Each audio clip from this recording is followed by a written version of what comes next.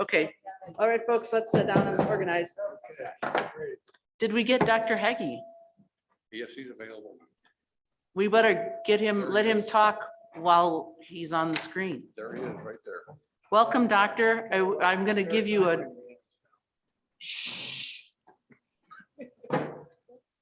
Thank you. We'll let you talk now. We're going to give you a public comment right now before you fade away again.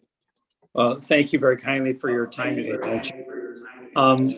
As a family physician who graduated from medical school in 1998 and has practiced in rural areas ever since, I'm very concerned with the recent loss of obstetrical services in rural Wyoming. I currently practice in Kemmer, Wyoming, which as of yesterday, June 1st, no longer formally offers obstetrical services. What I don't want to see happen is a domino effect in which other rural hospitals see this as a cost-saving measure and close further maternity care units in the state. It's unrealistic for us as a state to believe young families will move to our beautiful state without the capability of caring for them. And as such, I humbly ask the committee to take this issue very seriously and at a minimum, if you folks would be kind enough to refer this perhaps to the governor's health care task force for further recommendations and investigation. And with that, I thank you for your time and your service. So, doctor, I do have a question. We had heard that there was, I think the numbers had dropped from maybe 60 births to 20 or something like that. So is that just symptomatic of a changing demographic in the area, or are people choosing to go to some other community for birth, or what do you I mean, there's sort of a cause and effect circle there. What do you see on the number of pregnant women? It is, ma'am, a sign of the changing demographic, and it's also a sign of our mobility in our society. The problem I see, ma'am, is twofold. Number one, in a snowstorm, Kemmer, Wyoming looks like an awfully nice place to have a baby if you're pregnant. And number two is more economic. We know that where mother gets her care, a lot of services are purchased by mother. So if mother goes down to Salt Lake City to get her prenatal care, we know that she's going to do a lot of shopping there. And so it's not just a matter of providing care in our small town communities for pregnant mothers, but it is also an economic driver for downtown Wyoming communities. Okay. Any other questions for the doctor? No. Great. Thank you so much. It is certainly something on our mind.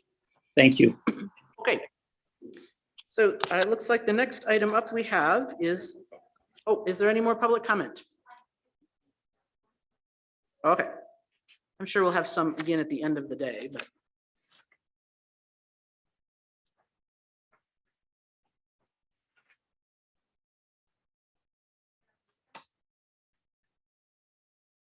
Did you say Tara Muir? Okay. Hi, Tara.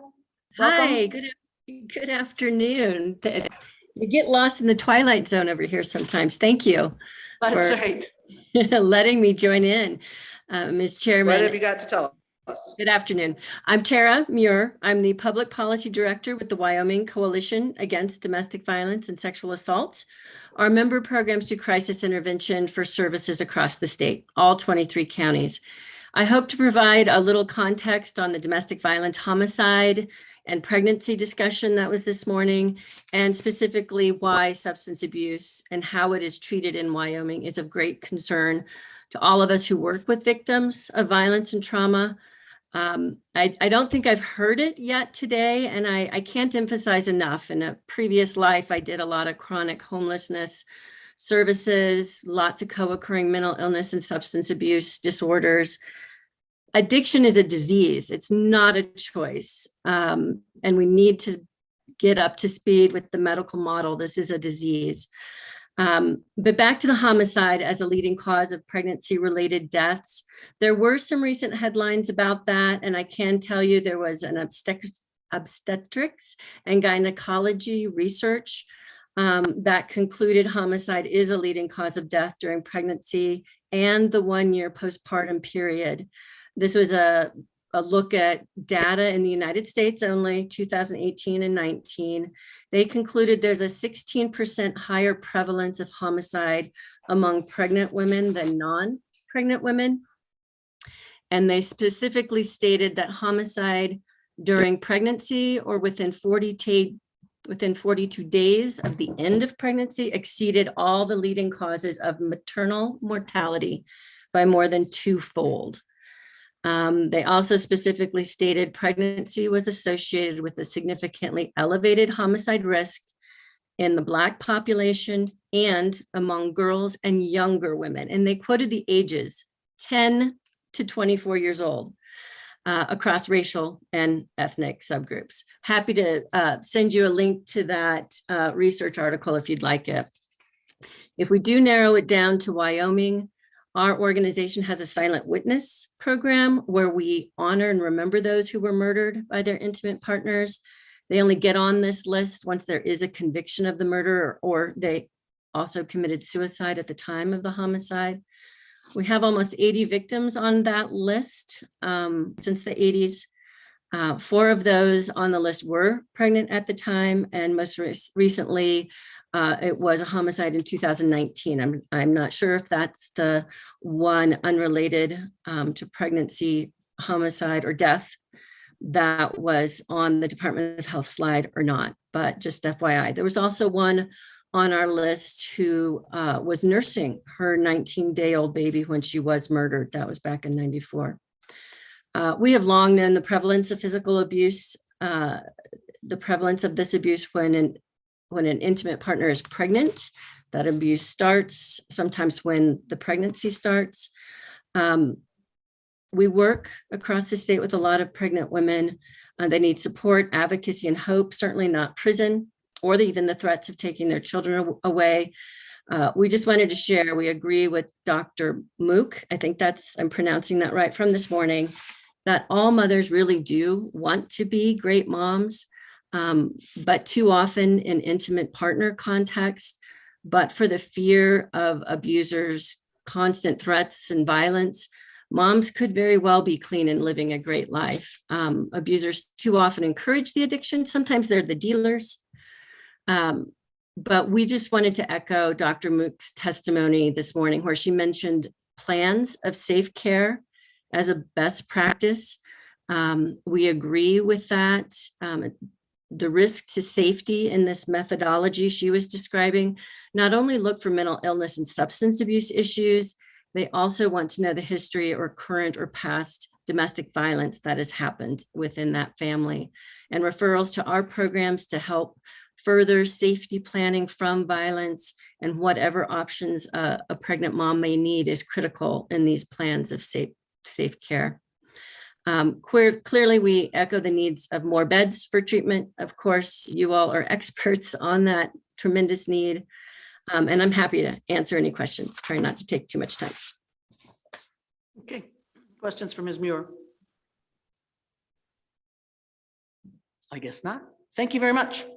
Thank you. Katie, anybody else? Oh, wait, too late. She's gone. Why don't you say the question and maybe she'll probably still be listening and she might email it in. My question is, this is a tragedy.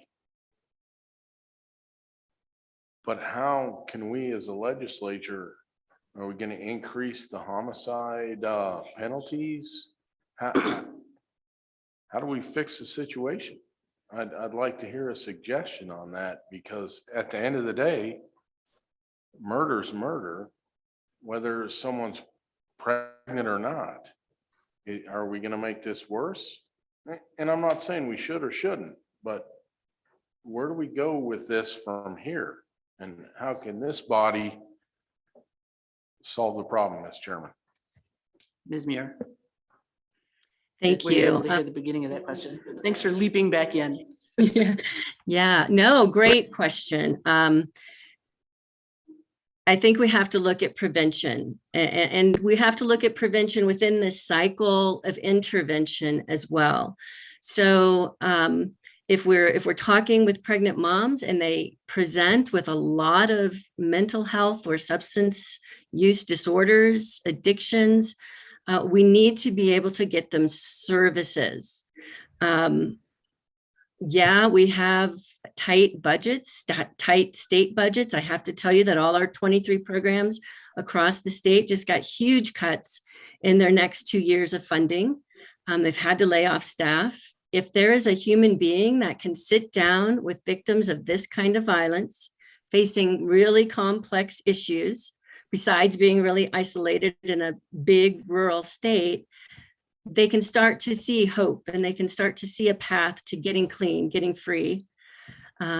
We need services for those abusers too. We never talk about that, what actually changes an abuser's behavior, especially as he starts ratcheting it up, strangulation, rape, and then murder. We need to be able to see those flags and be able to intervene with these families, specifically getting victims help. Opening up treatment beds, opening up trauma-informed counseling services. I think if we invest in a lot more prevention, these extremes of murder will be less and less. And Senator McKeon, I do think that some of this merges into our conversation later this afternoon on the behavioral health prioritization group, because at-risk families is one of the priority groups as we've been working on that. So we're sort of, having crossover between the topics a little bit here. Oh, yes, you may have one more follow-up. Thank you, Mrs. Chairman. Or is it Miss? Madam, Sir. I come from rural Wyoming, Sarge, go ahead, whatever. part of the school system. Would you agree that if we're going to make this a priority, this should be a priority for all victims, not just pregnant victims? Thank you, Madam Chairman. Ms. Muir. Thank you. I agree 100%. Absolutely. Okay, any more questions for Ms. Muir? Yeah, right. Okay, thank you, Ms. Muir. Thank you. Anyone else online?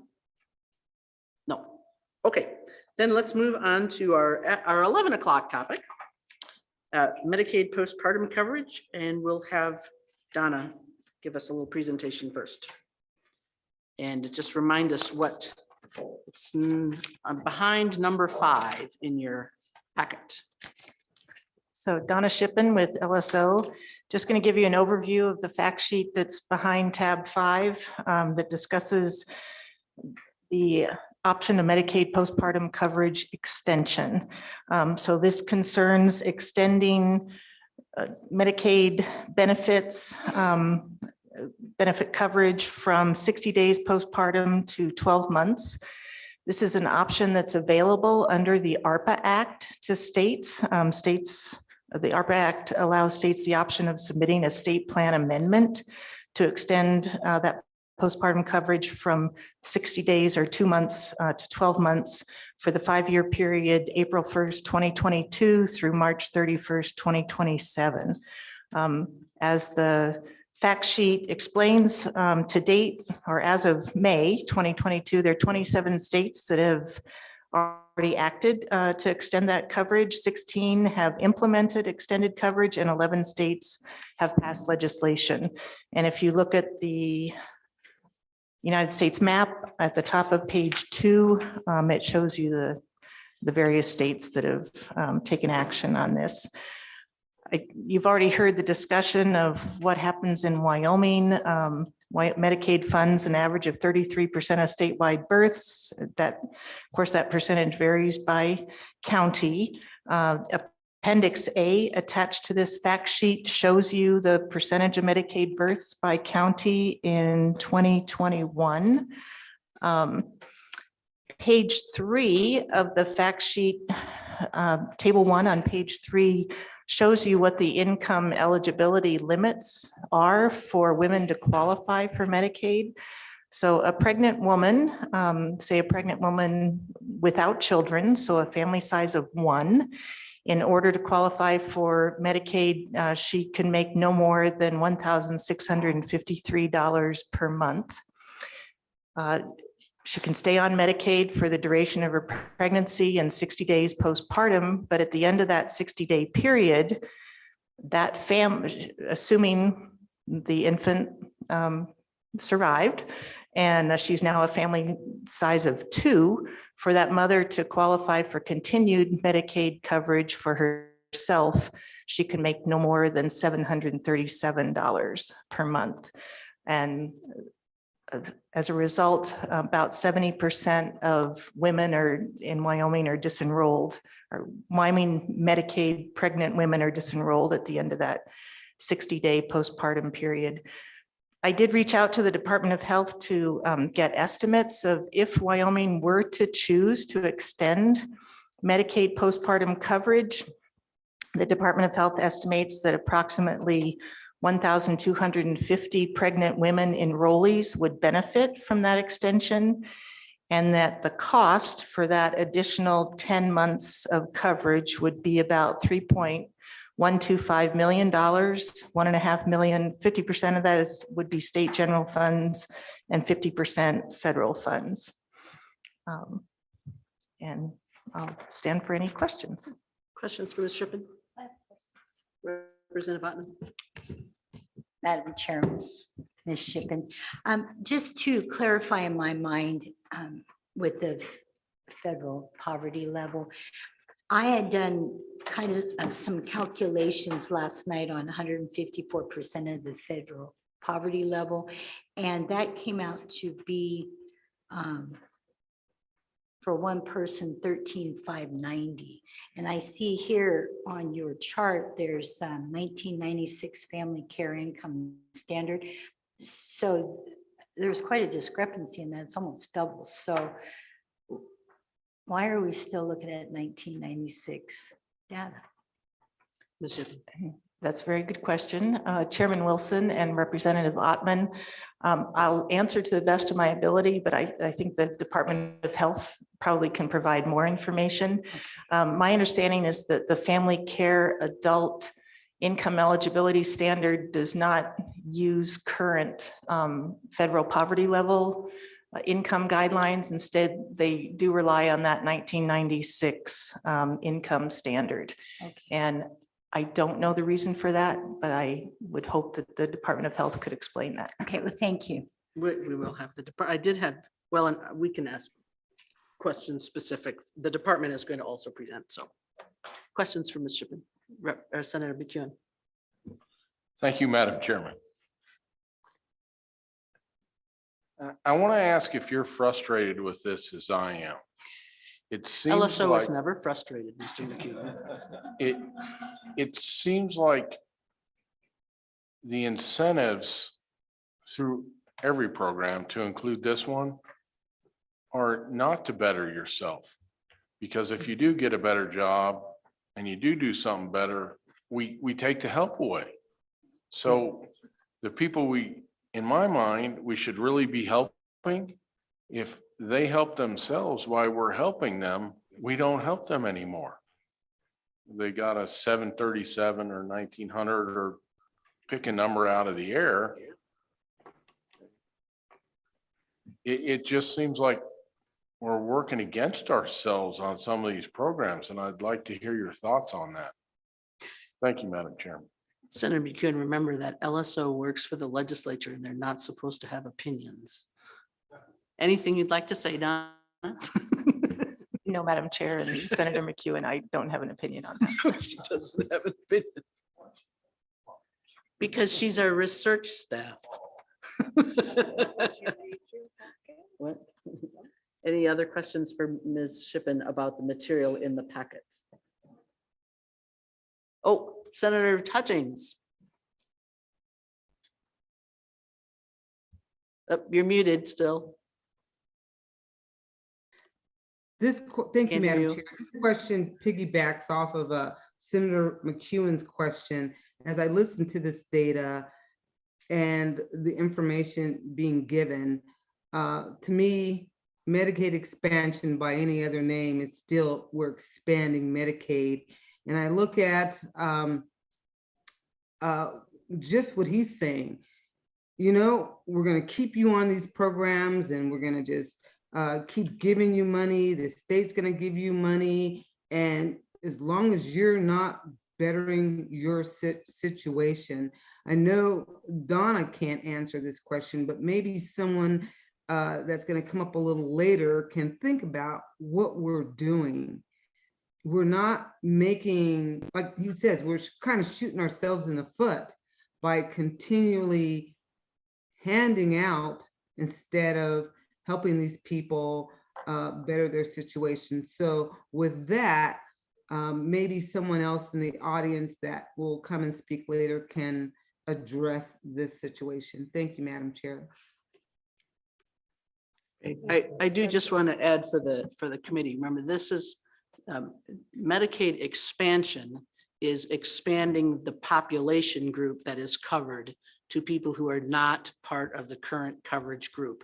This is an extension of a service to an existing population. I just want us to make sure that we're clear in our language there. Did I, Representative Stivar? And remember, we're asking questions of Ms. Shippen for her presentation. Department of Health will also be here. I'll wait till the Department of Health. I think Okay. this one, my question will be Department of Health. Representative Flitner, did I see your hand? Madam Chairman, yes, I was wondering if you could answer this. Why was 60 days? How did they come to that number? I'm just kind of curious how long that number has been in play. And Donna, maybe you can answer that, and how we arrived at a 60-day postpartum number. I don't know. Do you know, Donna? Madam Chair and Representative Flitner, I believe that's federal law that has set that 60-day postpartum limit.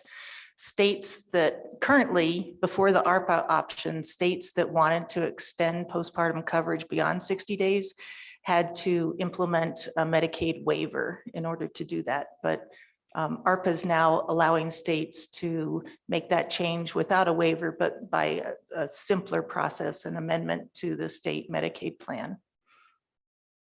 Okay, any more questions for Ms. Shippen?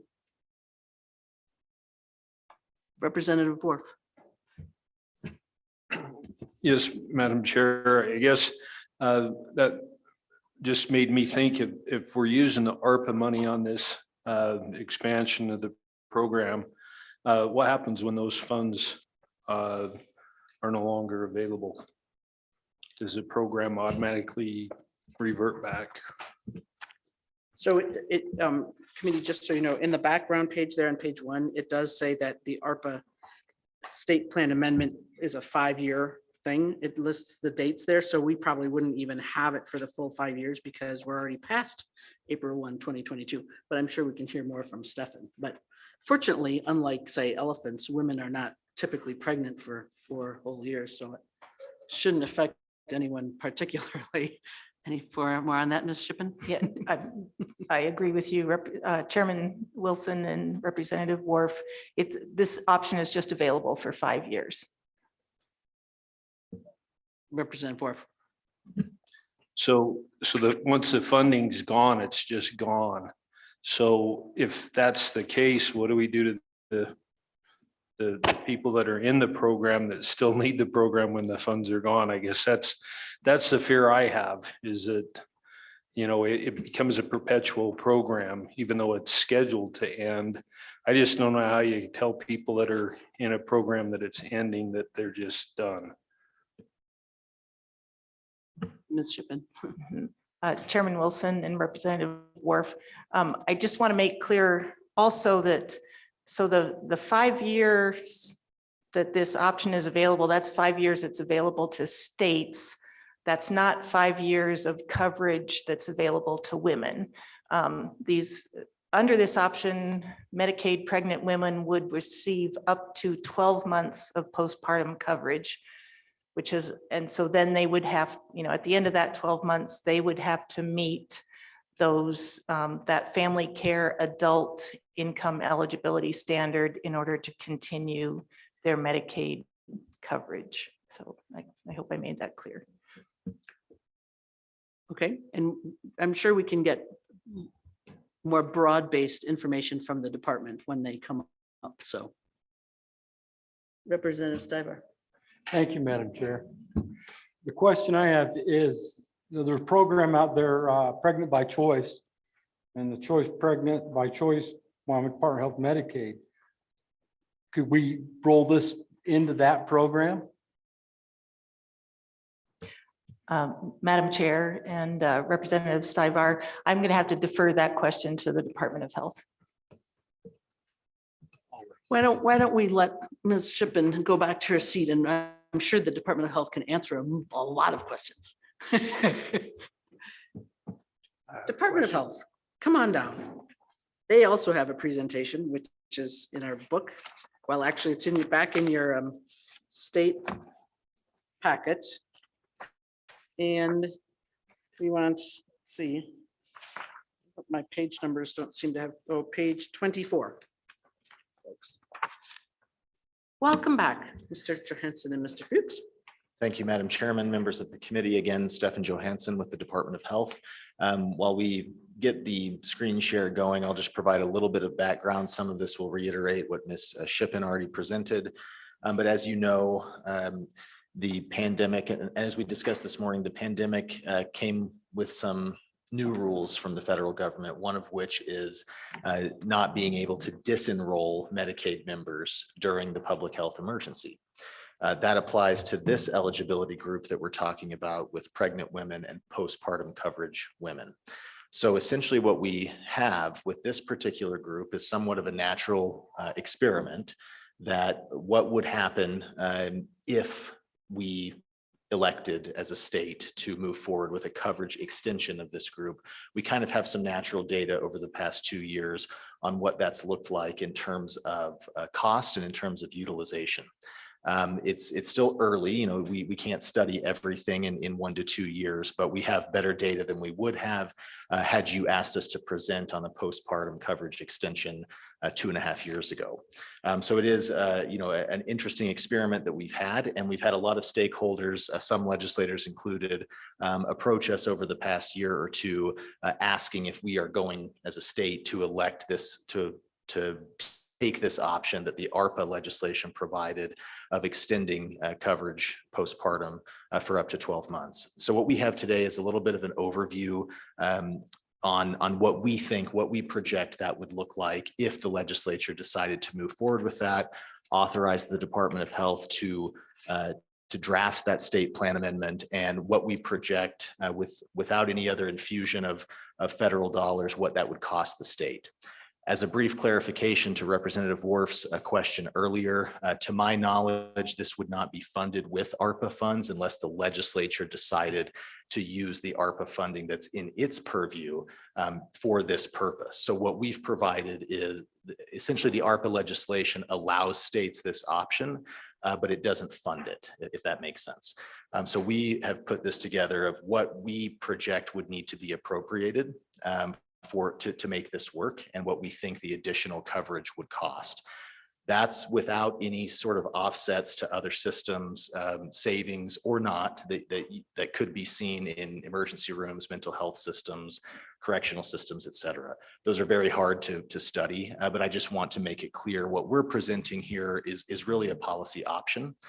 We would not elect to do this in isolation as the executive branch and do the state plan amendment ourselves. As I've discussed with many of you, anytime we are adding coverage, whether that's a new program or extending the time of a current program, I think the legislative buy-in and partnership is necessary. Secondly, and selfishly, I prefer that because, as you'll see in this presentation, we do believe there will be a cost here. Exactly what that looks like is unforeseen. We have to provide you with estimates, but I just want to be clear, what we are presenting here is a policy option, not advocacy for this, although I'm sure you'll hear from a lot of folks in the room today of why this is beneficial. And going back to our conversations this morning, looking at a broad overview of maternal and child health programs and services that we have in this state, some of the problems associated and gaps associated with those systems. This is a very narrowly tailored and available option for a specific subset of the Medicaid population that's related to some of those factors we talked about with access to care or financial coverage. But again, a policy option that I think warrants discussion and partnership between the executive branch and legislative branch. So Madam Chairman, I will hand it over to Mr. Fuchs to walk us through a very brief presentation starting on slide number 25 that you have in your packet. Thank you, Director. Thank you, Madam Chairman, members of the committee. My name is Franz Fuchs, policy analyst with Department of Health. I think the director covered, slide 25 pretty well. We have this sort of natural experiment. We have good data on at least cost, so we can give you this projection. The bottom line here is, we project that this would cost about $3.8 million per year. So that would be on a biennial basis around 8, of which 3.8 would be general funds. The rest of this slide deck is just nerding out on how that number came to be. So I'm happy to proceed with that explanation, or in the interest of time, stop the presentation at this point and yield the time to anyone else who wants to talk about this topic. But I'll leave that at your discretion. Run that by me again. Sorry, Madam Chairman. I'm happy to walk through the rest of the slides. They're just describing how this calculation came to be. And it's interesting in a nerdy sense, but if you're satisfied with just the $4 million estimate, then we can just stop and leave it at that. Well, I do have a question, because on the data from the page from Ms. Shippen on page 3, the second paragraph from the bottom, it says, and I assume she got this data from you. Should Wyoming decide to extend Medicaid postpartum coverage, the department estimates 1,250 pregnant women would cost an additional, it says would cost 3.125 million, 1.56 in state general funds and 1.56 in federal. That's not the same numbers.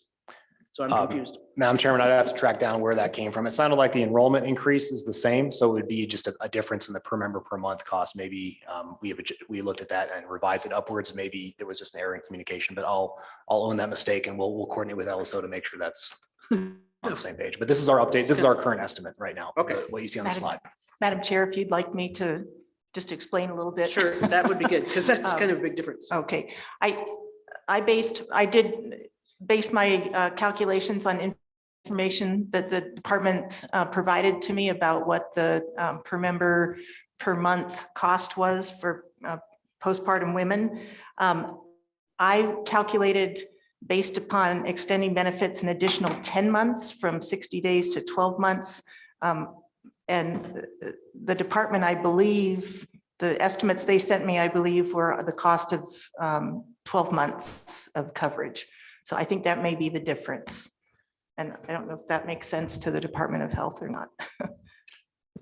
Madam Chairman, there's the way we calculated this is the steady state monthly enrollment is the steady state. It's not how long people are having coverage. It's just the new enrollment we'd have per month, and people would come in and come off.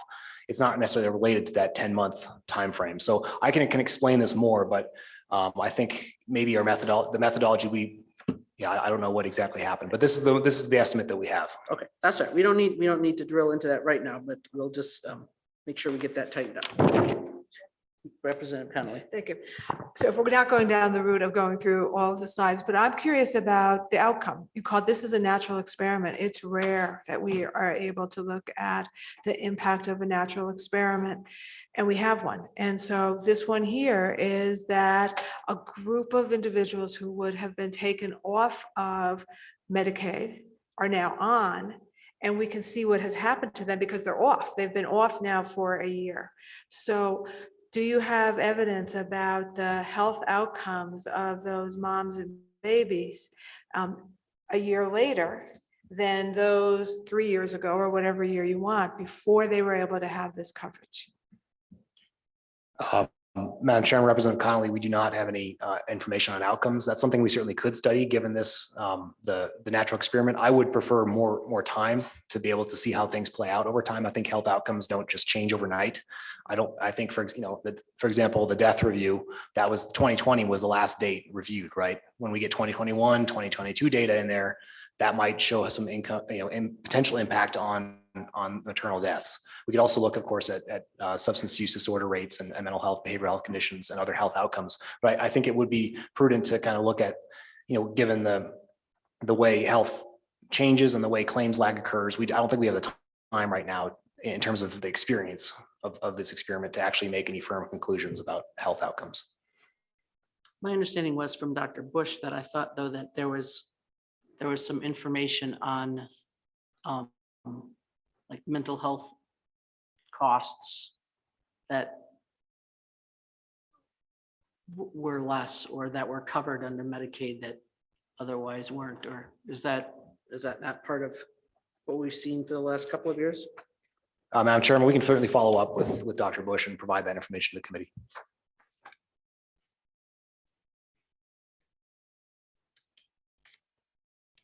Okay, so is that, you have no further? Madam Chairman, it's your prerogative. If I can go through these slides and explain the methodology, if that helps, but otherwise I'm happy to yield the time. It just talks about how the PMPM, I find it very interesting as a health policy analyst, but I realize not everyone shares that interest. So really up to your discretion. Questions for Mr. Fuchs? Representative Allen. Thank you, Madam Chairman. Mr. Fuchs, the cost of this program, you said was about $3 million a year. Is that right? Mr. Chairman, Representative Halliton, I would say 4 million on round numbers, 3.8 per year. Now, half of that is paid by the federal government, isn't it? So it only costs the state 2 million then, is that correct? Mr. Chairman, Representative Halliton, on a biennial basis, it would be 4 million, but on an annual basis, yes, $2 million state general funds. Okay. And I have another question.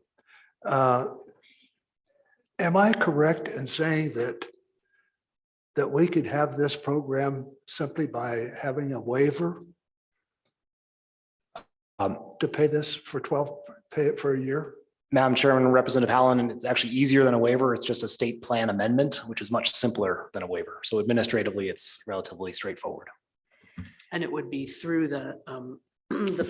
so it would end March 31st, 2027. However long it took us to get around to doing the amendment. It's not a rolling 5 years. That's the end date, I think.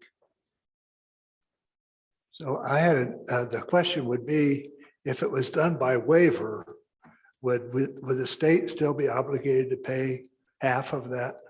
So it would be the same.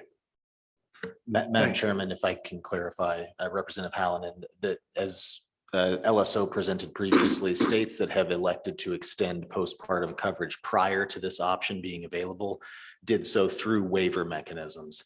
As was mentioned before, that does entail quite a bit more administrative burden on the state, not necessarily financially, but in terms of reporting, in terms of the bureaucracy that comes with waivers.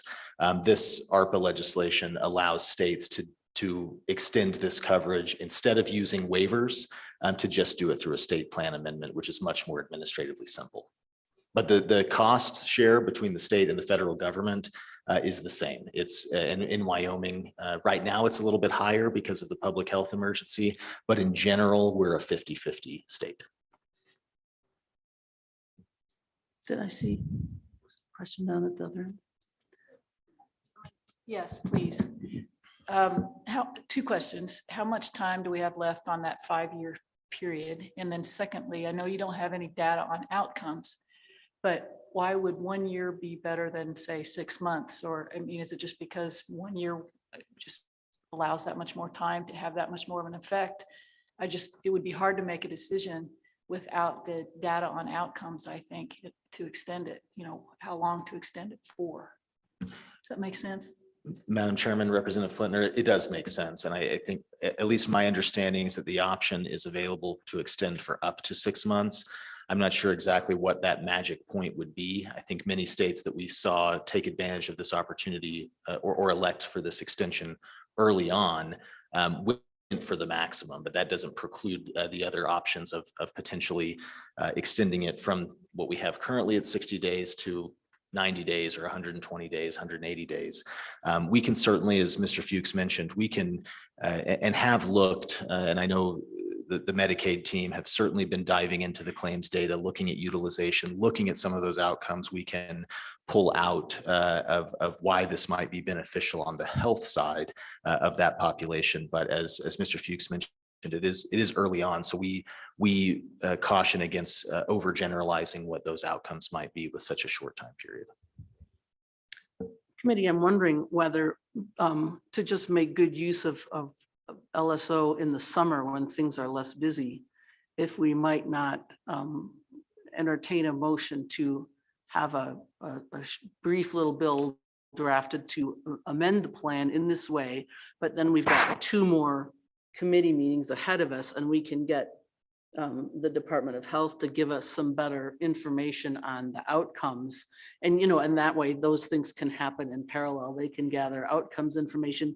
We can have a draft sitting there and we don't really have to decide until October if it makes sense. But then I would, it's better if we don't pile everything into LSO in the fall. I don't know if there's anyone who's interested in that. Madam Chair, I'd make that motion. Moved by Connolly. Is there anyone that would second doing it that way? Okay, seconded by Flitner. Okay, let's just take, if all in favor of this, just put up your hand so I can see. 1, 2, 3, 4, 5, 6, 7, 8, 9, 10. Online? All opposed? I don't see Representative Hutching. Oh, there's Senate 1. 2. Okay. All right. Okay, fine. So thank you, committee. Okay, so LSO, if just all we need is a really simple one authorizing a plan amendment. It may end up being some sort of budget footnote or that kind of thing, but I think it'll make the department a little happier. And then, so Stefan, Franz, if you could inquire of Dr. Bush and really see what the results of our unanticipated experiment were, so that we, are making wise decisions. That would be Madam helpful. Chairman, happy to do that. One word of caution, I wouldn't call them results yet. I think observations on the population that has been covered. Just Well, a there you little go. syntax nuance there. So we'll have the alpha level be 0.2. Mr. Brody.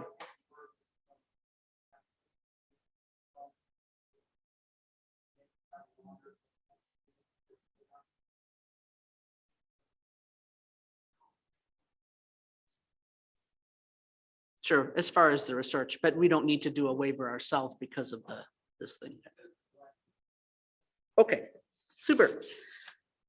All right, I think we already heard the public comment on that, so that will be, I guess you can turn around in your chairs and then come back for the behavioral health versus redesign. I guess it'll be you guys again. Unless Mr. Fuchs looks like he's hoping to kind of flee or something like that. Okay. Madam Chairman, moving on. And let me just, committee, so we're aiming for between 2:45, 2:50, somewhere in there adjournment, because then we've got scheduled the tour of the reservation clinic, which is evidently just down the road. And so we've, having taught school for 8 years, I'm always a big fan of field trips, right? So that's what we're aiming at. Okay. Madam Chairman, do you want to take public comment on that last item? Well, we had public comment just before, but is there any specific public comment on the postpartum option? Anybody online? No. Okay. Well then, behavioral health redesign. Thank you, Madam Chairman, members of the committee. Shifting gears now to our mental health and substance abuse system. Just as a brief introduction, and then we have a presentation for you that we can do relatively quickly in the interest of time. I know you're trying to get over to tour Wind River Care, so we'll be sensitive to that. This is an effort that the legislature passed 2 sessions ago through House Bill 38 to direct the department essentially to redesign our community mental health and substance abuse system. That is operated and has been since the 1970s through a network of what we typically call community mental health centers. The legislature passed a bill that essentially directed the department to prioritize the state dollars that go into that system to certain types of populations. And really over the past 7 or 8 years, the studies that we've done, the outcomes that we've seen, really, I think, generated that interest in folks that we see at the higher end of the acuity spectrum in community mental health that really end up in other state systems, fall through the cracks of society, end up in, churning through the state hospital, the Department of Corrections systems, both state and local correction systems. And as was discussed this morning, certainly we're seeing and have seen an uptick and a trend in our inability to adequately serve and place high acuity and high needs children, adolescents, and also provide services for their families. So in spirit, this redesign is really attempting to do more with less with state dollars, but also use the state dollars we have in this system as efficiently and effectively as possible, which really means tailoring those services to that higher need population. In addition, the legislation directed us to develop really outcomes-based payments as part of that budget and as part of that system. And I just want to mention over the past year and a half, really 2 years, I've been very pleased, speaking from the Department of Health's perspective, with the participation, the buy-in and the partnership that we've had with our providers. This is not a new conversation. And ever since I've been with the state since 2013, we've been talking about mental health, talking about Title 25, Title 7, all of these issues that you certainly experience and hear from your constituents, your judges and your county attorneys, your hospitals probably talk to you a lot about mental health and say we've got to do something differently. I do think on the optimistic side, we are on track to do something different and something special for the state of Wyoming with the partnership that we've had with our providers. It's not easy. Change will be necessary here. We will be reforming payment models, some service delivery models. But it's exciting, and just want to throw a shout out to our providers because it has been a pretty unique partnership, at least in my brief experience with the state, that I really think we're on track to implement something very beneficial for the state of Wyoming here. So with that, once again, using my Lifeline designee card in the agenda, I'm going to hand it over to Mr. Fuchs. We'll give you a brief overview of where we are in the behavioral health redesign, what some of those concepts are and what we're working on, as well as what the timing is for implementation. So Franz, take it away. Mr. Fuchs. Madam Chairman, members of the committee. So just starting off on is now slide 31 of your omnibus presentation we've given you. Just again, some background here. And a lot of this we kind of went over in that report we gave you in September with that behavioral health redesign, that first year of effort. So this slide deck is a little short because we only have had one meeting so far, and we're kind of looking, we're going to have the next meeting next week in Casper, as you'll see. So there is a lot of work to be done. But this slide deck kind of lays out kind of how we plan to proceed with that work.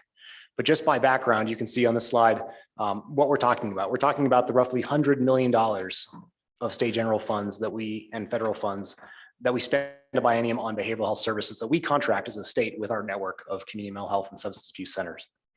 And in that long-standing, this funding has been not necessarily at that amount, but going back to the 60s and 70s, when this community mental health center role was first developed. There's always been this historical tension between two objectives at the state level. One of those objectives is that the high needs people that we see in our institutional settings receive the services they need to stay in the most integrated, most appropriate, least restrictive environments. The second tension, and this kind of goes back to the roots of community mental health in the 60s and 70s, is really ensuring access to care around the state on a general population level. And these two goals are important, but they are in tension. You cannot have both. You kind of have to figure out a balance between these two poles.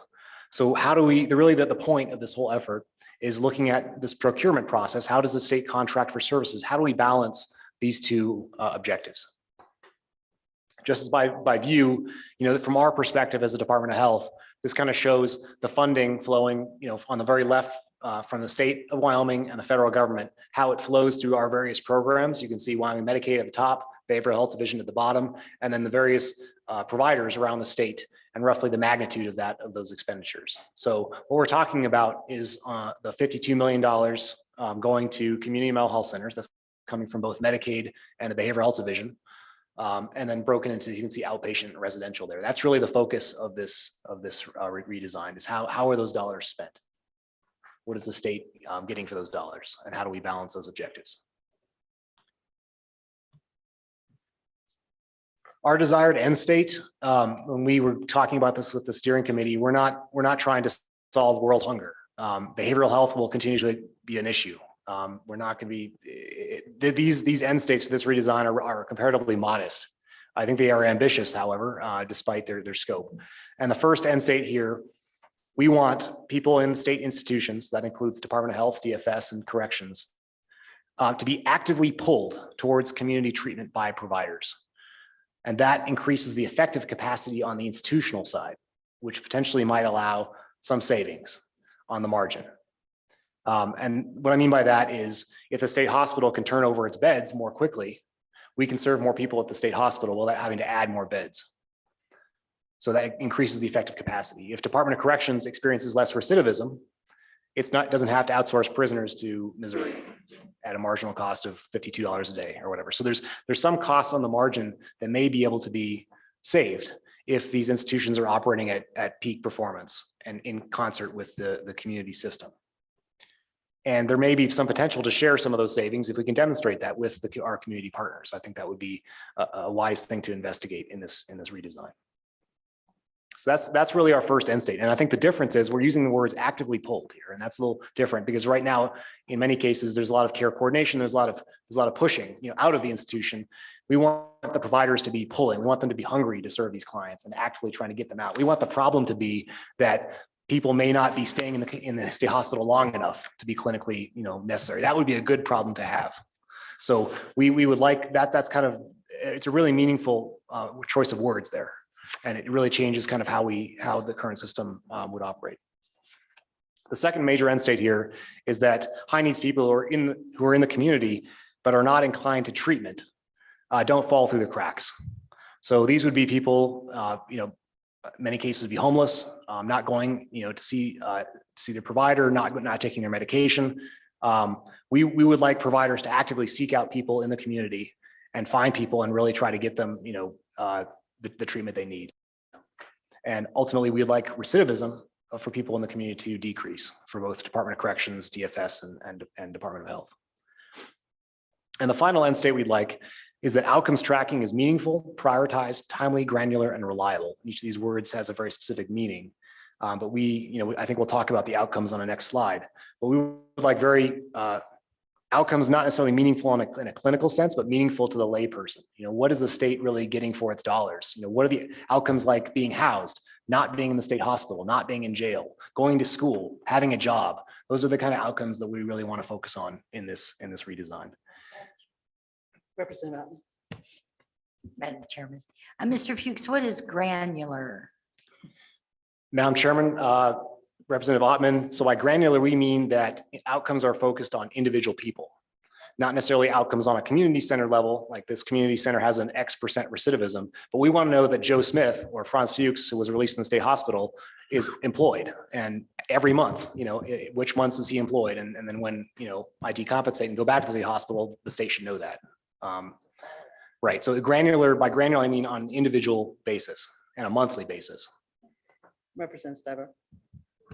Thank you, Madam Chair. I might be off, but I'm looking at your chart. The Life Resource Center is not on this chart. Am I off base here? And then I have a follow-up.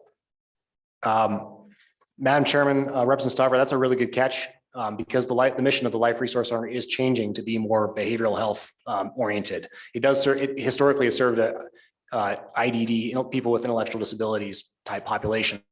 But that mission is shifting to be more behavioral health. So it would be a good idea to put this on this chart. So that's an oversight on my part. Follow up. Representative Stiver. So on your redesign, the IBAs for individuals are being cut, is my understanding.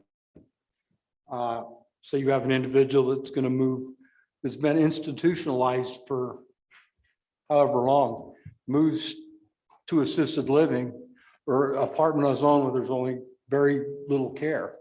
The IBAs are being cut and there's no safety net if they fail in 6 months to bring them back. They have to start all the process all over again. Wouldn't that be something we need to look at to make sure there's a safety net after, 6 months, the funding's cut, but have it there just in case? Madam Chairman, Representative Stivar, we focus this behavioral health redesign. It really hasn't involved much of the discussion on the IDD side. I know that would include behavioral health, but really what we're focusing on is just the general funds that flow to the community mental health centers. So it wouldn't necessarily be addressing the Medicaid waiver side of things. That's not been in the scope of this redesign. Whether it should be, I think, is certainly a policy choice. And I'm off base. Madam Chairman, Representative Stivar, I won't say you're off base, but you self attested to that just now. No, you're not. There's a lot of overlap with these populations, and I think you're right. With the redesign of the state hospital and the Life Resource Center, we're looking at populations with comorbidities, with dual diagnosis. This is all part of one really large continuum. But this legislation specifically from a year and a half ago, it did not direct us to make any modifications through this redesign effort to the DD system or the DD waivers.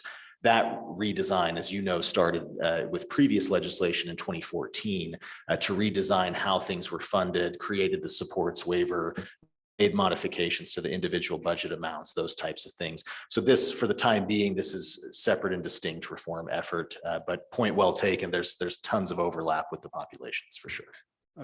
Thank you, ma'am. Okay, go ahead. Madam Chairman, just continuing on with 34.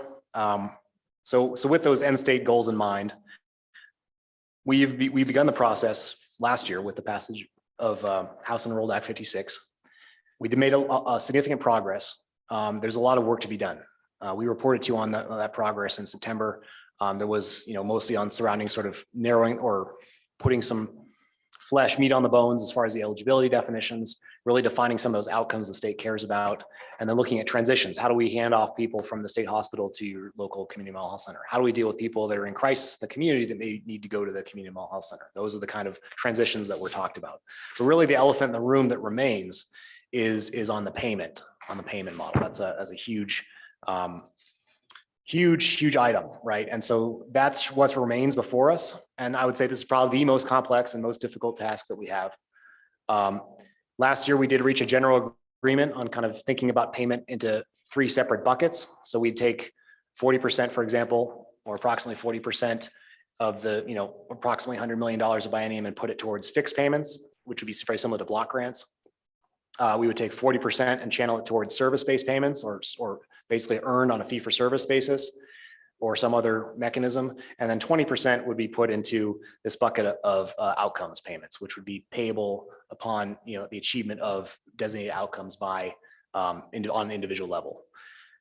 Those percentages are, we had general agreement, but there's a lot of discussion that we had to going forward. Like, how do we start with 20% outcomes, or do we ramp it up? Do we have as your hold harmless? Because outcomes, especially outcomes like housing, are extremely difficult to achieve, for a provider that may not have control over the housing stock in a certain city, right? That's not something, WAMSAC doesn't build houses generally.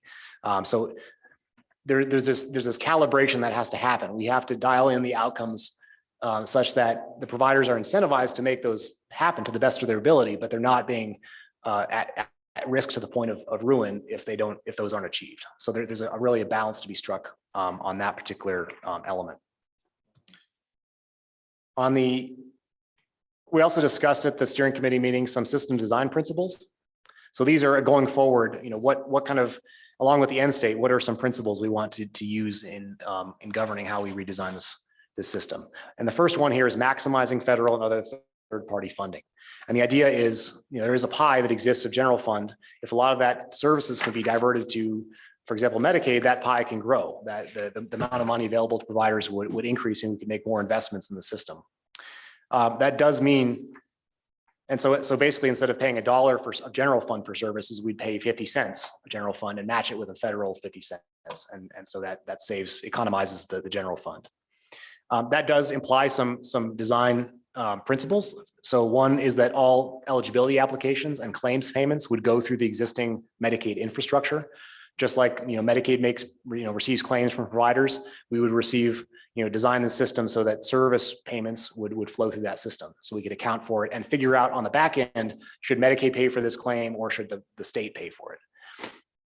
We could also layer in with that. This would also allow us to layer in DFS funding. So there is Title IV-E foster care funding that's available on a similar 50% match. And it would also let us look at third-party liability. So if a patient is insured and Blue Cross or some other payer should be paying for that service, we can pursue those dollars, having that information, and pursue those dollars to economize the general funds.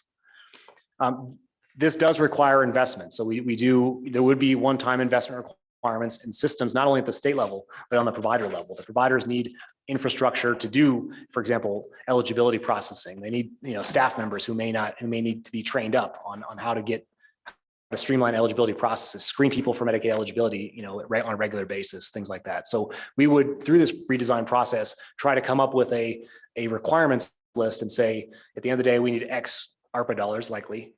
Make it sort of we have a one-time opportunity now to make these investments that would sort of pay dividends in growing the amount of dollars in the system at no cost to the general fund. The second major design principle here is using payment, really designing the procurement process and being very, very thoughtful about the payment and how we can use payment to align the provider incentives with the state's the provider interests with those of the state. I personally do not believe that centralized planning from Cheyenne is an effective strategy to deal with this. I don't think we can be micromanaging our way out of this problem. I think we have to set the objectives and set the incentives so the providers can figure out how best to treat people in their communities, what resources are available, and what's actually going to work to get that person on the right track.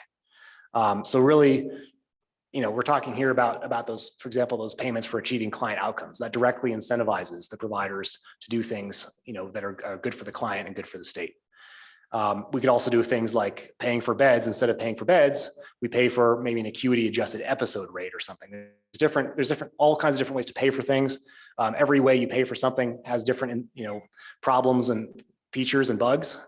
It really is trying to figure out and being very careful in those payment and letting the payment do the work for us and not trying to manage the system from Cheyenne. That's another principle I think that we have in this redesign. So going forward, this is the meeting schedule. We had our first meeting on Friday the 13th in Cheyenne. Our next meeting is next week. Anyone here is welcome to attend. I certainly will expect members of the committee there from the legislative side to be there. It'll be from in the morning 9 to 1, and we reserve the same conference room for the rest of the year in the new state office building. So that'll be exciting to see that conference room. And that's all I have. That's kind of our way forward, how we intend to proceed. Hopefully that describes, fills you in what we're planning to do this summer, but happy to take any questions. Mr. Johansson. And Madam Chairman, just in closing, I would mention that the legislation from this previous session that continued this work, I'm forgetting the bill number, Enrolled Act 56, I believe, that has an effective date of July 1st of 2024. So an important thing that you all did in committee and then the legislature voted on ultimately in the session was to give adequate time and to avoid system shock in what has been a historically built system of community care, brick and mortar facilities, a way of doing business going back quite a few years. Like I mentioned, there's some substantial change here, but there's also achievable change here that I think can be very positive for our communities and ultimately the most important goal for these folks that we see going through multiple state systems where this network and bedrock of providers we do at the department and speaking for the steering committee of this effort, really do believe this provider network can be an adequate and an effective anchor of services for the populations that we do see coming through quite a few state systems at very expensive costs and certainly with with some poorer outcomes than I think a lot of us would like. Facilities that we oversee, that Director Shannon at Corrections oversees, Director Schmidt at DFS, with the populations they serve. There's just a lot of connection of the continuum here that I think we're definitely on the right track, trying to do something about it. But again, to reiterate, we have some time to figure out a lot of the devil that's in the details, and just excited at the partnership with our providers and the other state agencies of how much progress we've made, but the work that will continue this year, and we can continue to report generally to this committee as well. So with that, as Mr. Fuchs mentioned, happy to stand for any additional questions. Questions for the department? Representative Connolly. Thank you, Madam Chair. And thank you for the presentation. And you know that I haven't been a great supporter of this, but this is the law of the land now. So I just want to make it better. All right.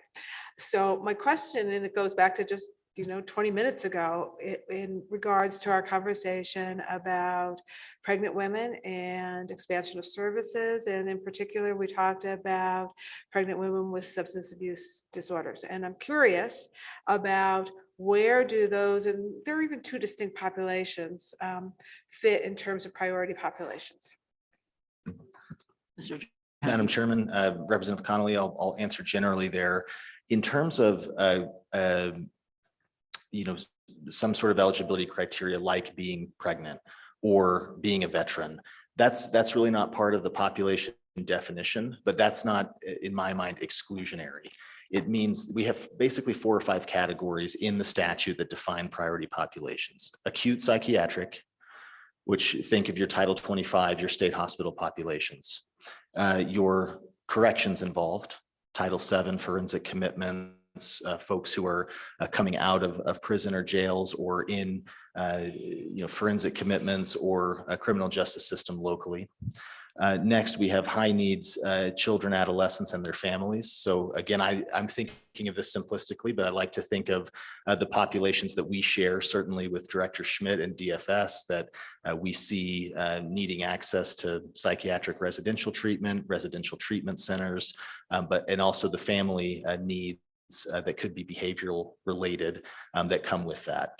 And last, but certainly not least, is sort of your low income or indigent general access populations that were defined in the statute. So something like you would see in Medicaid, where here's a very specific eligibility criteria. I think those populations would fit into these buckets if they meet those 4 or 5 that I went through, but there's nothing specifically called out or explicit that a pregnant woman or a pregnant substance using woman would be a priority population. She would have to fit into those statutorily defined categories. Madam Chair, follow up. So I've pulled up, and I think I have the right statute because we changed it. But I'm looking at the one for, so one of the categories is families at high risk. And so I'm curious, and I'm not sure, but I'm curious if we can or should modify that definition in order to include this population that we talked about for the past 4 or 5 hours. In some ways, in my mind, why go through a whole kind of discussion and a move towards kind of increasing from 60 days to a year of coverage and eligibility, but then not have that group be a priority population in order to get the services that we've just said that we're sure they need. So could you help me out here about this families at high risk or one of these other categories? Would this population again fit, or should we modify the statute as it exists now to make sure they're included? Madam Chairman, if I may, Representative Connolly, it's a good question. And I think using that hypothetical of the group we were talking about this morning, and let's assume that the state did consider extending that Medicaid postpartum coverage from 60 days to 12 months. That comes with Medicaid health insurance coverage. So behavioral health services are covered within that. And it's a good segue because I think it's an important point to reiterate that part of this reform was really dictating how we prioritize and how we structure the state dollars that go into this system of care. As Franz mentioned in his presentation, a very important other side of that coin in this redesign is maximizing other resources like Medicaid, like insurances, like public health programs.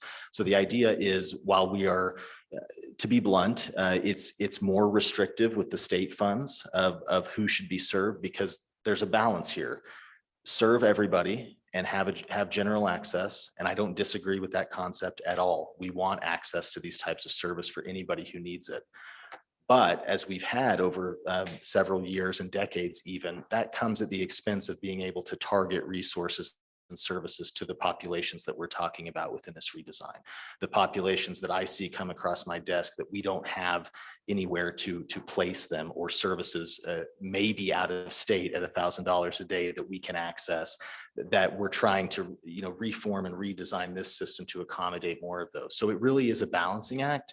But with that hypothetical that you mentioned, Representative, I do think, at least from a market or economic standpoint, if the coverage was there, and I know we have access issues in Wyoming, and not everything scales, and the market isn't like it would be in New York, in rural Wyoming, but there would be a coverage source for behavioral health services there, even if that postpartum woman didn't fit into one of these priority population categories in the state behavioral health system, if that makes sense.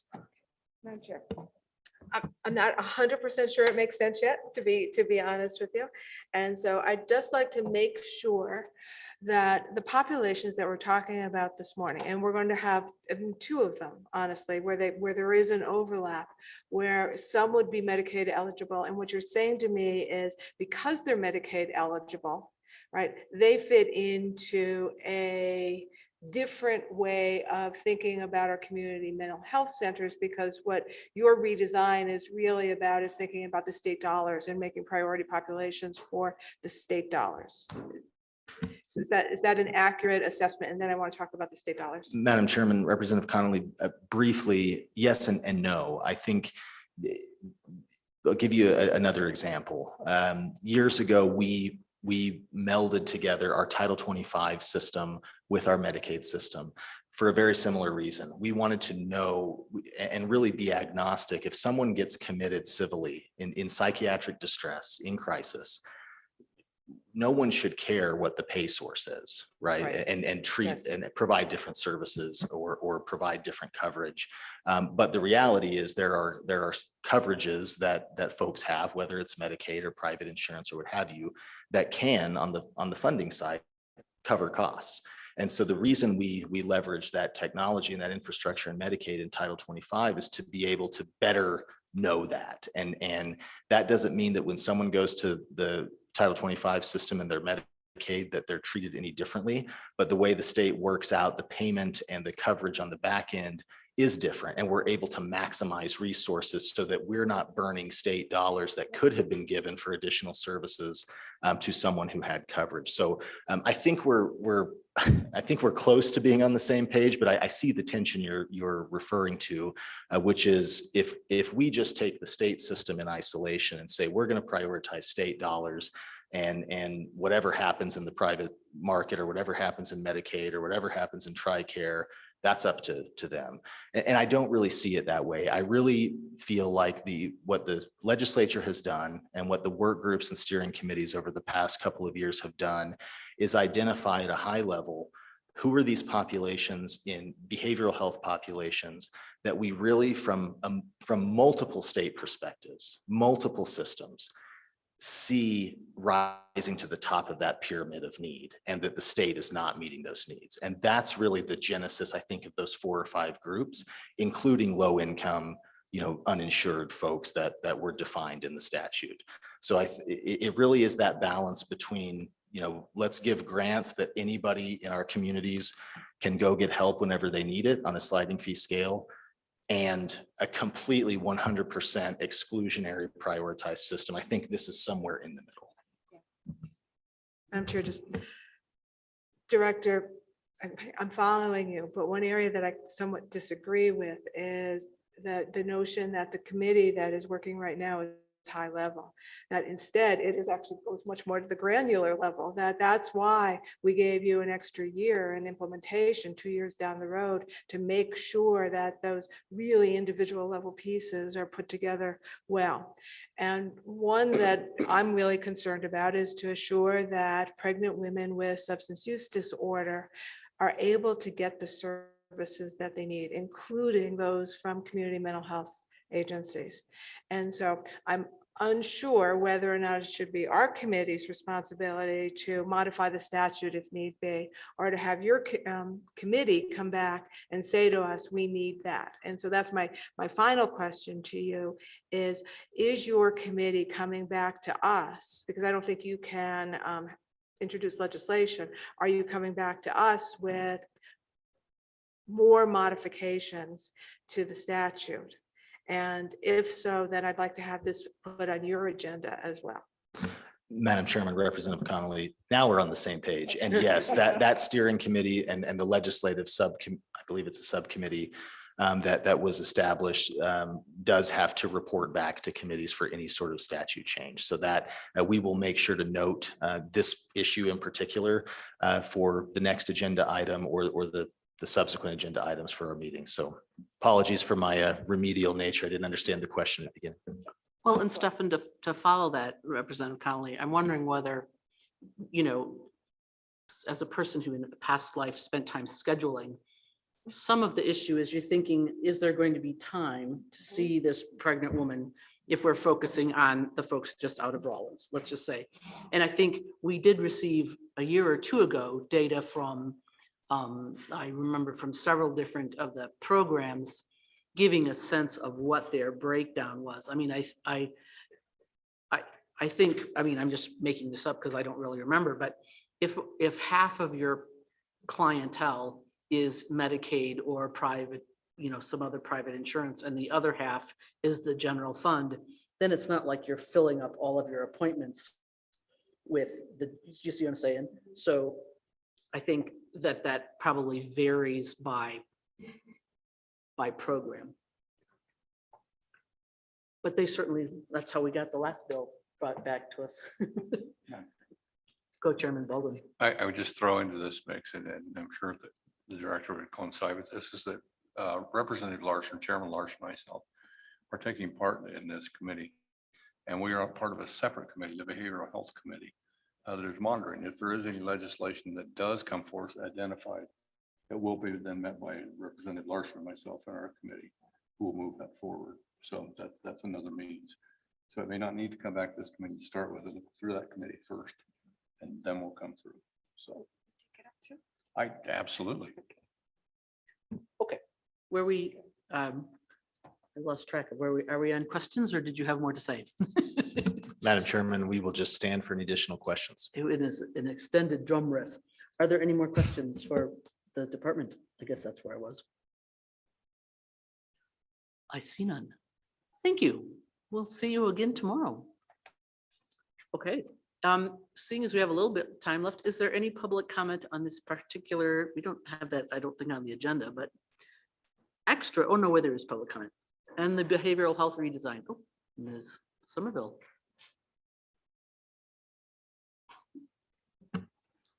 Madam Welcome Chairwoman, thank you. Andy Somerville, Executive Director for WAMSAC.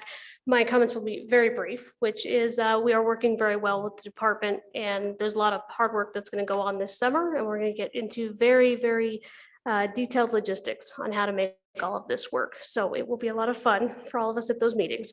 I did also just want to add one further thought on the issue of pregnant women related to this morning and the community mental health centers. Alongside this behavioral health reform, there's also federal priority populations that, because we receive block grant money from SAMHSA, we are required to serve. Two of those priority populations are specifically pregnant women with substance use disorder and IV drug using pregnant women with substance use disorder. So although I think this is a good discussion, I just wanted to relay that information that we will still have to serve those because we're accepting the block grant money. So with that, I'd stand for any questions. Questions for Ms. Somerville? Okay, Thank you. thanks very much. Any other public comment on this? Oh, here we go. More.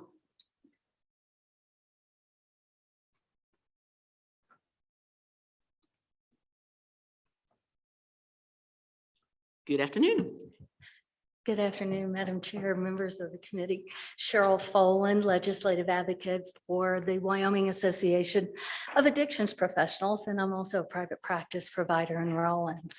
Thank you for the opportunity to speak. I just wanted to add some clarification on some things. While we are talking about my wonderful colleagues at the community mental health centers, oftentimes there are conflicts. And the people that are being seen through the community center have to go seek other providers. We do not get paid under this scenario unless we are an approved provider for the Department of Health or the Department of Corrections. Most private providers do not have administrative staff. We are one and done. We do it all. And so we end up seeing people because it's the right thing to do, but pro bono. If I'm not seeing somebody, I'm not making money. If I'm seeing a pro bono client, I'm not making money. We tend to have more private providers than we do mental health center folks. And I think it's a subject that needs to be addressed on how do we make this system work? Because it's also one of the reasons that we don't have providers in the state. They go to Colorado, they go to other states because they are able to make a living and get paid. So with that, I stand for any questions. Questions from Ms. Nolan? Representative Worf. So Madam Chair, in this redesign process, is it taken into account private providers? Ms. Folen. Madam Chair, Representative Worf, as far as I know at this point, those conversations have not been held.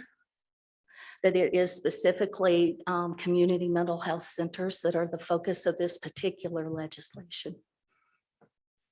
It does, I will just say, so in the legislation in 35-16114, it does identify a county may contract with behavioral health centers or private or public agencies to provide human service programs for the county. I'm just skimming through this really quickly. So, and I don't have time to review all the components of the bill because the focus of this was the grant, the block grant money that it is now that goes to the, we're not trying to address the whole existence of all kind of health providers in the state. It was specific to one state program, but and that's, I only read that one line there. Bizdol, if we were to on a slightly, backing up a bit in the day,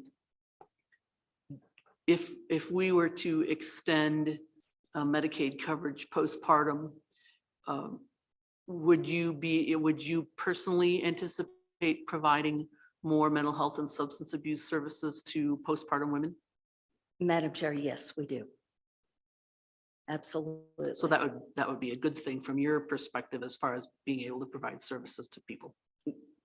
Madam Chair, yes, it would. And it is the position of my association that obviously 12 months, the longer we have someone receiving services, especially preventive or while they are within in the prenatal care, then we can contact their doctor with appropriate releases. We can contact their providers, their medical provider, and we can help facilitate that prenatal care that they're more than likely not going to be able to receive for a variety of reasons. Number one, as the Dr. Mook said earlier, the fear, the stigma. Private providers, family practice doctors who won't treat someone who has a history of substance use.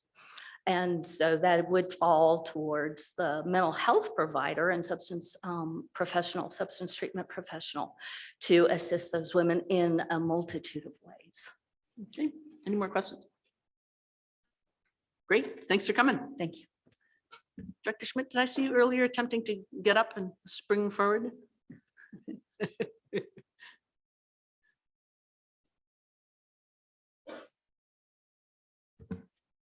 Thank you, Madam Chairwoman. I wanted to kind of tag on to Director Johansson's conversation about the priority populations in the legislation. And if you go back 2 years ago, you'll find in the original legislation, there is a priority population for families who come to the attention of DFS whose children are at risk of coming into care. And so I think maybe under that definition as well, there may be opportunity to talk about pregnant women who are at risk of those children coming into care once born as a population, then that could be prioritized under the legislation. So it doesn't specifically call out pregnant women, but it certainly calls out the risk of children coming into care, and that could involve pregnant women. So I wanted to explain that nuance. That was prior to last year's, that was the original conversation. And that was very deliberate on our end because we wanted to, one, try to get families into services, especially mental health and substance abuse services, before the state did have to remove the children. So that was very pivotal in the conversation for us. And then two, Family First is providing us with a funding opportunity through our funding source called 4E that can help support those families. And again, that speaks a little bit to the leverage of 4E that the director mentioned previously. Okay, questions for Director Schmidt? All right, thanks very much. Any more public comment? Oh, yep. Such a quiet group out here in the audience today. It's okay. We don't get too rowdy on a Thursday. Oh, Madam Chairman, members of the committee. My name is Lindsay Simino and I represent the Wyoming Counseling Association. I do want to just touch on a few things, but my comments will be brief. It is true that when this bill was formed and designed, that private providers were not necessarily addressed directly, but very much in the formation of this bill within subcommittee, we heard a lot of discussion of how can private providers see and meet the needs that are not going to be able to be seen because of these new priority populations.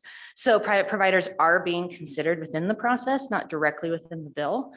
And we are not seeing a strong issue with that we're excited to support our community mental health friends as they go through this redesign. We also represent a lot of the employees within those centers. And so we are excited to see this move forward and we thank you for your work on that. Backtracking to the extension of the Medicaid benefits for postpartum women. I believe it was Representative Flitner who asked why 12 months. And what you will see statistically is once somebody reaches 12 months of sobriety, they have an exponentially higher chance of maintaining, that's the word I was looking for, that sobriety long-term. And so you will see a 12-month standard in drug court. AA is also very excited about that 12-month anniversary. It's something that's very celebrated because your rate of long-term success does go up. And so as you guys continue this discussion for our pregnant moms who are seeking services exactly at the exact time that they give birth, having that window in order to engage in those substance abuse services would be really great in making sure that we keep mom and baby together and reach those outcomes and those goals that we talked about today. And I also want to talk about the use of federal dollars. Everything that I want to echo a lot of what was said today. Federal dollars will give balance to our community mental health care system and to our workforce. A lot of what we see with our boom and bust and our need to cut those monetary dollars is then counseling centers are forced to make tough decisions. Do we keep, do we lay off? What does that look like? And so if we have that stability of the federal dollars in place, then we are going to have a greater chance of keeping those job retentions with our members who are employed with those community mental health centers. And I believe that's my last point, and I will stand for questions. Questions for Ms. Simino? Senator McCune. Thank you, Madam Chairwoman. As I listen to what you're saying, I want to make sure I understand, because it appears to me we're using government agencies to compete against private providers. And we're going to pass legislation that doesn't really talk about them, but kind of points out that maybe we'll use them if there's overflow. That's what I think I'm hearing. And at the end of the day, I don't know of any government agency that outperforms a private agency. Am I hearing you right? Thank you, Madam Chairman. Ms. Semino. And Chairman, Senator McEwen, I understand the concern there. We don't see that to be the case. My association doesn't believe that to be the case. We believe that when one part of the system benefits, we all benefit. It is no secret that because of COVID, we are in a global mental health crisis and we are in an overflow of clients and patients across the board. And so whereas you may be developing something for community mental health centers, and yes, that would be, as you say, government funded, government focused, my private providers are drowning. I haven't had an open slot since June of 2020 in my personal calendar, and that's just personally, anecdotally, but that's across the board. And so we see it as a relief, even though it may not impact our private providers directly. It's still a relief to the mental health need in Wyoming as a whole, and we will indirectly benefit from that. And let's just, when she says private provider, the community mental health centers are not government agencies. They're private organizations, private businesses.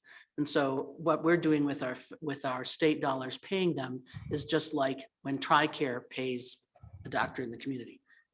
We're giving government, we're using government payment to the community health center, which is not a government agency. I just want to make that to be clear. And the reason I asked the question is I've had some private providers paint a different picture for me, that they're not overflowing. A couple of them are worried about keeping the doors open. So I guess I need to dig into this some more, because I think it falls in between who's for profit, who's not for profit, and a lot of different things. But it seems like we're kind of setting them up for failure. They have, if I understand the system correctly, they have a lot harder time capturing Medicaid dollars compared to the state. And it's alarming. Thank you, Madam Chairman. Do you have anything you want to add to that? Madam Chairman, Senator McEwen, I would be more than happy to talk with you offline about your concerns and see if that's something that we can address kind of sidelined in the future.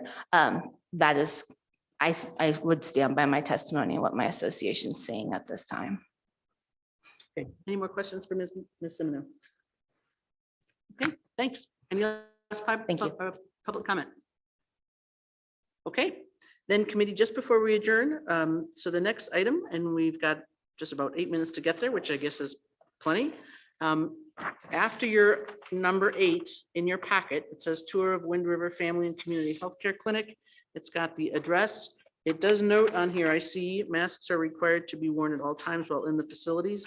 If you haven't gotten one, I assume they probably have a little box by the door, but I think it will be very helpful to us. This isn't just any old clinic, like we all go to clinics to get care, right? But this is one associated with the reservation where I think we've seen that there's a lot of higher needs, and it will probably be good for our insight as policymakers to see a lot of things. Besides, as a former healthcare administrator, it's always fun to visit clinics. If people want to carpool or anything like that, I mean, I think it's not very far, so you probably don't need to, but what is the address? It's, oh, do you not have the packet? It should be after number 8.